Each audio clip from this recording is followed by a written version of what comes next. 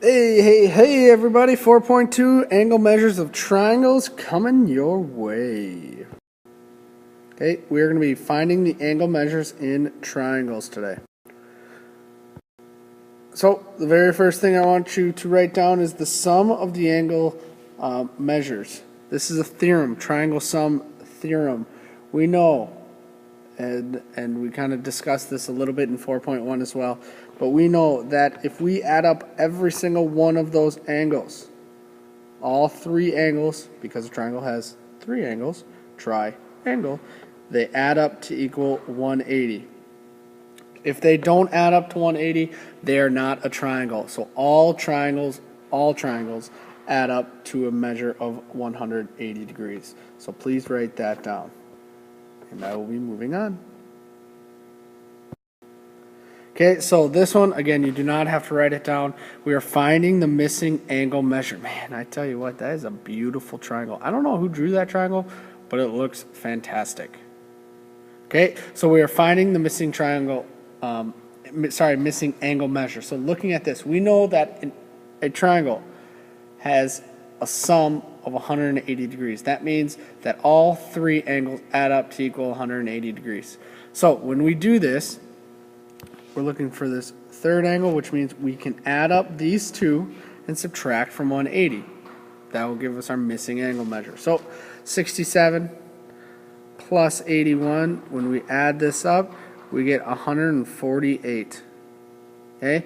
Once we have 148, that's two angles. We need to find the third, and we do so by subtracting from 180. So when you subtract from 180, you get a measure of 32 degrees. So this angle right here is going to be 32 degrees because we took 67 and 81, added them together, and subtracted from 180. Perfect. Okay, now let's get to something you can write. Oh, you're missing it. A corollary. What a corollary is, it is a theorem whose proof follows directly from another proof. So here are two corollaries to the triangle sum theorem. So they come straight from the triangle sum theorem. So the corollary of one is going to be the acute angles of a right triangle are complementary. Well, that's pretty simple. Why? Because if you look at one right triangle, you know that one angle is 90 degrees, which means the next two, D and E, would have to add up to equal 90 degrees. And that's the definition of a complementary angle. We would have to add D, add E together, and it would equal 90 degrees. We know that. The next one, we talked again yesterday. If we have three congruent angles in a triangle, all of them are going to equal 60 degrees every single time. So in an equiangular triangle, they are all 60 degrees. Awesome. Make sure that's written down. Okay, so looking at this one, it says the measure of one of the acute angles in a right triangle is 63.7. What is the measure of the other acute angle? I want you to try this one. Please write it down, as you can see by that wonderful yellow bar. See if you get the right answer. All right, so when I look at this, the very first thing I want to do is I visualize it. I'm picturing in my head a triangle. Why picture in your head when you can draw? Okay, so I have a right triangle. I know that one of these triangles, one of these angles, I'm going to say that angle is 63.7 degrees. We know that the triangle sum theorem means that all triangles add up to 180 degrees. Straight from that theorem is a corollary that says if it is a right triangle, then the two other acute angles in the right triangle add up to equal 90 degrees.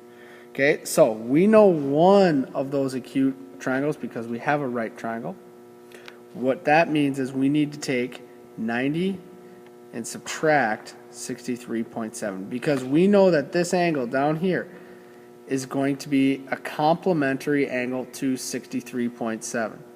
So when we do that, we're going to subtract nicely. Always subtract good. Okay, 3, 6, 2. Bring down your decimal. Our answer is going to be 26.3 degrees. Don't forget to put that degree symbol in there. All right? We know that this angle that we circled earlier has to be a complement of 63.7 because of the corollary that states if we have a right angle in a right triangle, the other two angles are complementary. Awesome. Okay, this is something new, I believe. We're going to be talking about interior and exterior angles. So, an interior angle is an angle formed by two sides of a triangle. So, well, we know interior means inside. So, inside the triangle, there are three interior angles. Okay, on the outside, if you extend one side, okay, if you extend, so looking at angle 4, this side, this base right here, is extended. We could extend each side and we would get an exterior angle. Okay? We could extend each one and we would get an exterior angle. So an exterior angle is formed by one side of the triangle and an extension of an adjacent side.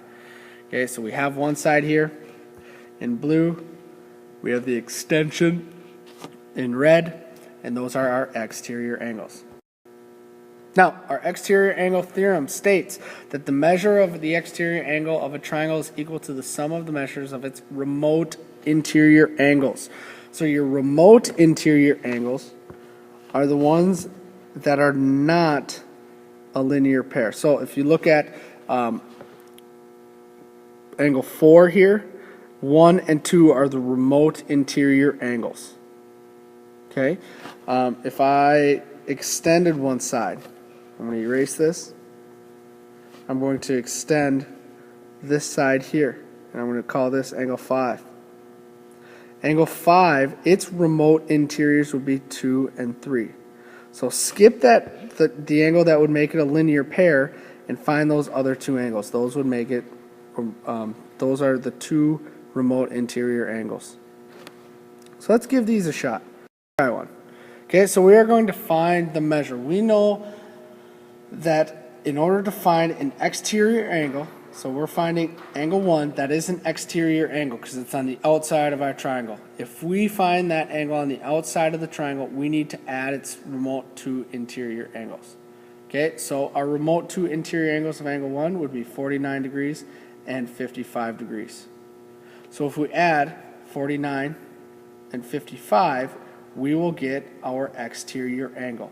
So by adding here, we get 104 degrees. So this angle, angle 1, is equal to 104 degrees because we added our two remote interior angles.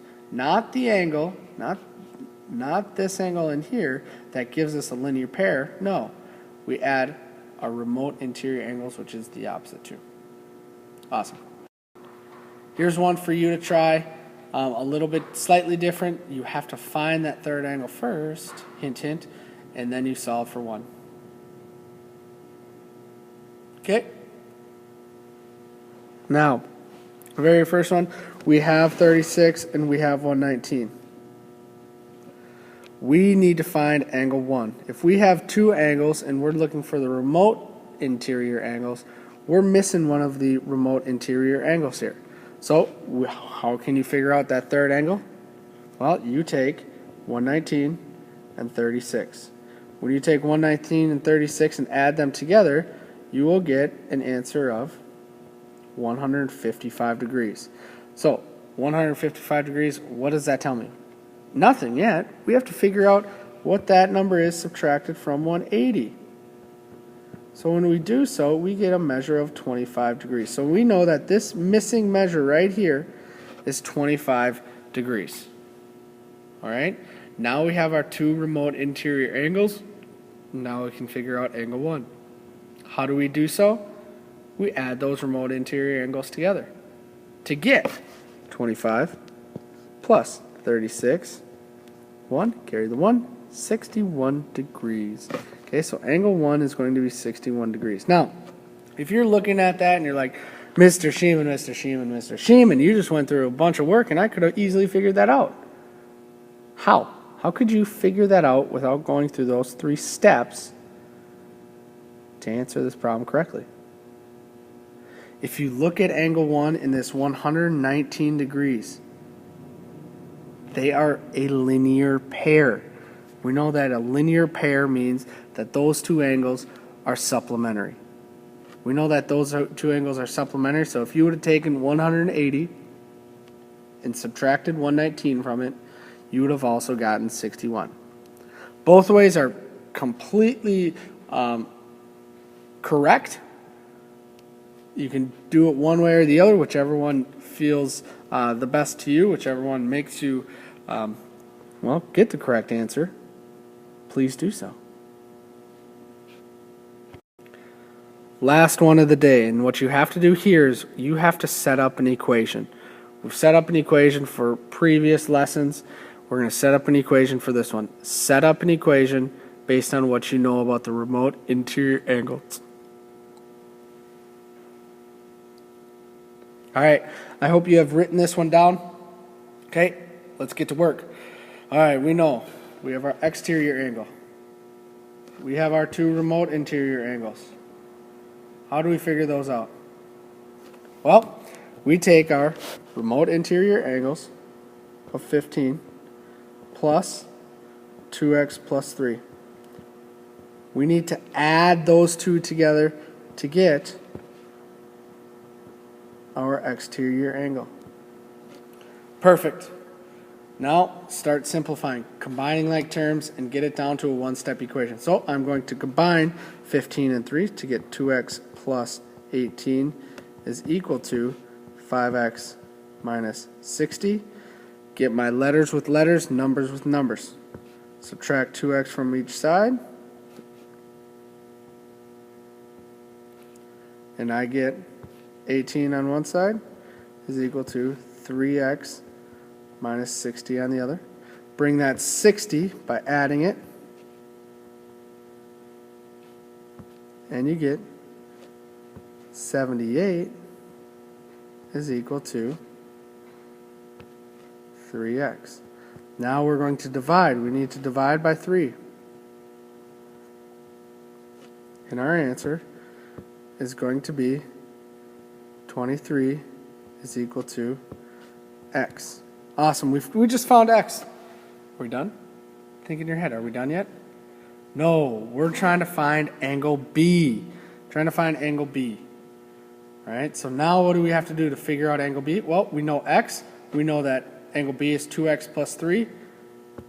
Take this angle, or this x, plug it in. A lot of stuff that you have done in the past is not finishing, not just getting x, but taking and plugging it back in. You have to do that same thing. So if I look at this, I need to take 2 times 23 plus 3. When I take 2 times 23, I get 46 plus 3. My measure is a 49-degree angle. Angle B is 49 degrees. Awesome. We're done. That's it. That's all I have for 4.2. Get ready for work tomorrow. Have a good day.